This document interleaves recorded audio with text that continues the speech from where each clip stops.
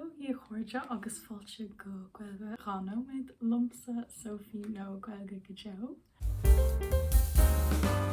Nniu baimid ag fechant conas an bríthir tahabh as béarla a churn úil as gailge. Níl bríthir le a gcuin chun tahabh a rá. Agus is rudsáis spéisiúil lei sin tuisc go mbíonn an bríthir tahabh mar bhríthir bonúsach I deangacha eile agus is minic úsáid sé an bhríthir sin go háirithe as béarla. In Gaeilge is even in a bheith sais extra. Is minic a bhíon an Gaeilge sais mar cuireadh dómh agus is even in sin. As Gaeilge níl bríthir a gcuin chun tahabh a churn úil mar dúirt mé cheana. Agus sin an fá ghfuil sé comhtábhachtach réamh ocail. A thuiscint is a úsáid as Gaeilge, mar is minic a bhí muid ag bra orthú chun rudíar le a churn úil. Cosú leis na mothúcáin agus an réamh ocail leis an bráda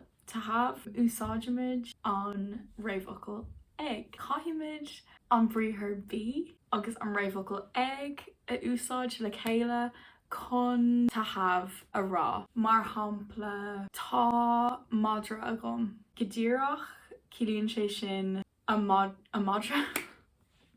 A dog is at me.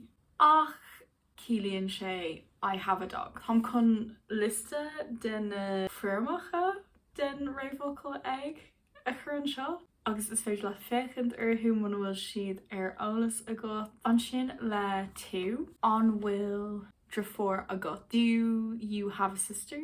No, go díreach, is there a sister at you? Agus is féidir le an rud chéine a dhéanamh le sé an raibh kosher aige ar Did he have a party last night? On my brisky aki ag lowen. Will she have biscuits at lunchtime? Agus an sin a gwyn, so at us being along Oberwalia a gwyn gach law. We usually have a lot of homework every day.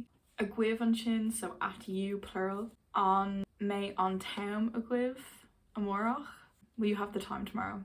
A cú an mioch car a cú dá mioch an target a cú. Would they have a car if they had the money? So sin sa bheith cnílach is says aber peacefield níos chasta é sin, so ná bhí bortha mátá sin says Jacker ditch faoi láthair ná bach leis an bheith cnílach tá sin tau. Go dtí an chéad íseán eile gur míle má goibh a chuirde agus slán.